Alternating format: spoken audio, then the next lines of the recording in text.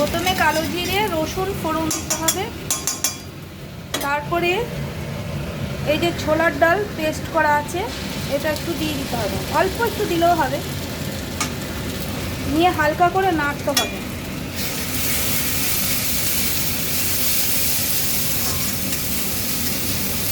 এটা হালকা করে নাড়তে হবে,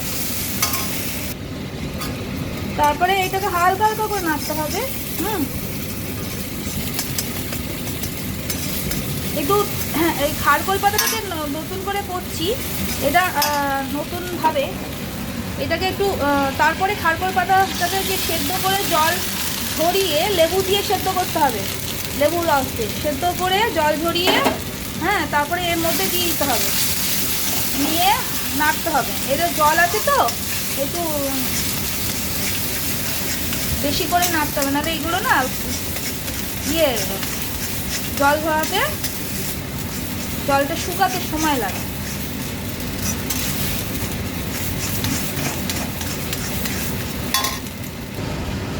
এটা হালকা হালকা করে নাড়তে হবে ততক্ষণ অবধি যতক্ষণ না এর জলটা শুকিয়ে যাচ্ছে। তারপরে শুকানোর পরে কিন্তু আপনারা নুন হলুদ এগুলো দেবেন, নাহলে শুকানোর আগে কিন্তু নুন হলুদ দিলে কিন্তু এটার জল বেরোতে শুরু করবে নুনটা দিলে। একটু জলটা শুকিয়ে যাওয়ার পরে তারপরে নুনটা দিতে হবে। এরকম প্রসেসে একবার করে দেবেন না, কারণ আমি এর আগে একবার করে দেখেছিলাম, আমার ভালো লেগেছিল।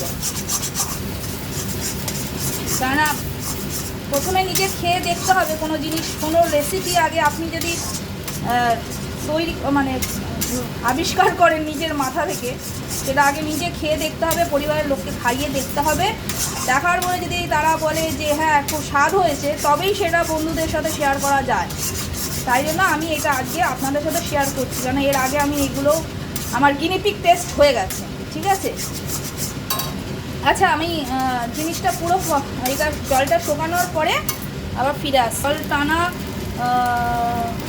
জল টানা পরে এই রকম পজিশন আসছে, কিন্তু এই রকম পজিশন আসলে থামলে হবে না, এটাতে আর একটু তেল দিতে হবে, কেননা প্রচুর কোনো জিনিস করতে গেলে একটু তেল বেশি দিয়েই রান্নাটা করতে হয়। আর কাঁচা তেল দেবেন, তাতে কী হবে এর যে স্বাদটা আরও বেশি বেড়ে যাবে।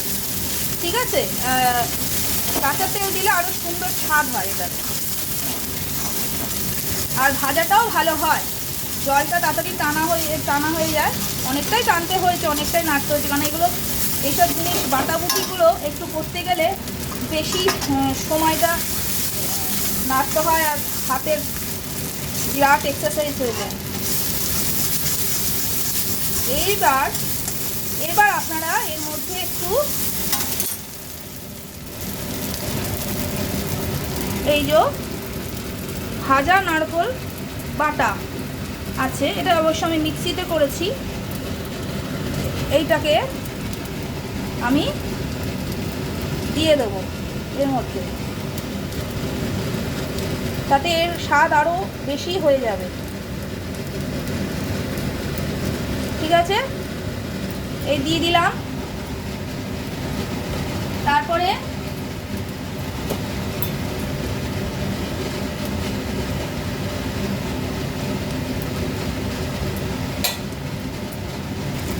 এইবার এটাতে একটু সামান্য পরিমাণ, খুব সামান্য পরিমাণ নুন দিতে হবে, খুবই সামান্য পরিমাণ নুন দিতে হবে, আর দিতে হবে অল্প চিনি, কারণ শাক হলে বা যে কোনো জিনিসের শাক জাতীয় জিনিসে একটু চিনি না দিলে তার স্বাদটা বাড়ে না। আমি অবশ্য একটু এক্সট্রা হলুদ দিই, হলুদটা আমি আমার ভালো লাগে বলে দিই, আপনারা নাও দিতে পারেন, কারণ আমার মা বলে কি খারকোল পাতা বাটাতে হলুদ দেওয়ার দরকার নেই।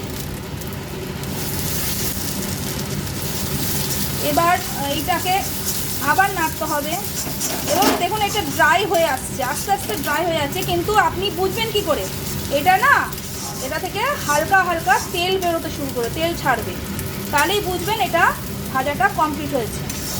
ঠিক আছে, তো এইভাবেই ওই জিনিসটা তেল ছাড়লে বা মশলাটা ভাজাটা একদিকে তেলটা আর একদিকে হয়ে গেলেই বুঝে যাবেন আপনাদের ভাজা হয়ে গেছে। আচ্ছা, আমি ভাজাটা কমপ্লিট হয়ে যাওয়ার পরে বাটাটা এই খারকোল পাতা বাটার ভাজাটা কমপ্লিট হয়ে যাওয়ার পরে আপনাদের কাছে আমি আবার ফিরে আসছি যে পুরো ব্যাপারটা কী জায়গায় দাঁড়াটা এইরকম গিয়ে দাঁড়িয়েছে। এইবার লাস্ট যেটা টাচ আপ যেটাকে বলা হয় সেটা করতেই হবে, কারণ এটা খুব দরকার, কারণ এটা না হলে গলা এমন কুটকুট করবে এর গুনাগুনিতে,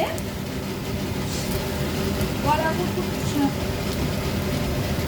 একদমই দাঁড়। তার এবার নিতে হবে লেবু, নামাবার আগে একটু লেবুর রস আপনাকে অবশ্যই দিতে হবে, নাহলে আমি সেদ্ধ করার সময় দিয়েছি, এটা একটু দিয়ে নামালে আরও স্বাদটা এর বেড়ে যায়, ভাল লাগে খেতে। আপনারা একটু টক টক মিষ্টি মিষ্টি এর স্বাদটা আরও বেড়ে যায়।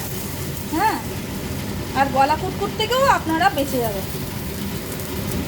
এটা দিয়ে দিলাম, দিয়ে এবার নামাতে হবে। একটু নাড়িয়ে নেব, আর একটু নাড়িয়ে নেব।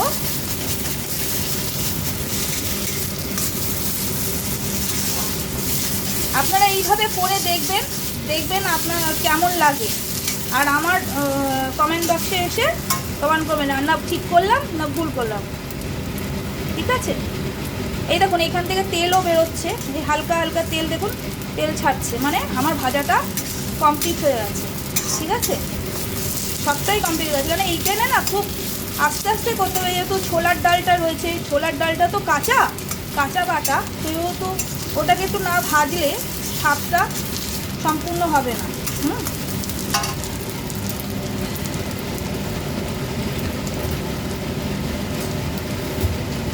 এইবার আমি এটাকে, আমার কমপ্লিট হয়ে গেছে, আমি এবার এটাকে নামিয়ে নেব।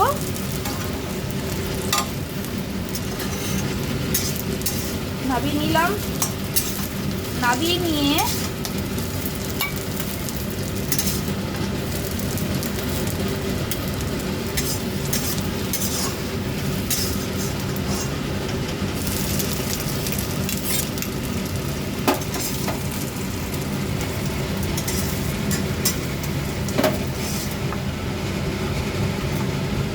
এই খারকোল পাতা বাটা আপনারা যদি করে রাখেন একদিন, মোটামুটি 2-3 দিন আপনারা আরামসে খেতে পারবেন। একটু গরম ভাতে এই জিনিসটা আসবে, এই জিনিসটা খুবই স্বাদ। এইভাবে আপনারা করে দেখবেন, আপনাদের খুব ভালো লাগবে। ঠিক আছে, আসছি আজকের মতো। কচি বাটাটা খেয়ে কেমন লাগছে? খেয়ে কেমন, খারকোল পাতা বাটাটা খেয়ে কেমন লাগছে? খারকোল পাতা বাটা খেয়ে দারুণ লেগেছে, এত সুন্দর খারকোল বাটা, মানে আমি এত বয়সেও আমি এরকমভাবে করতে পারিনি।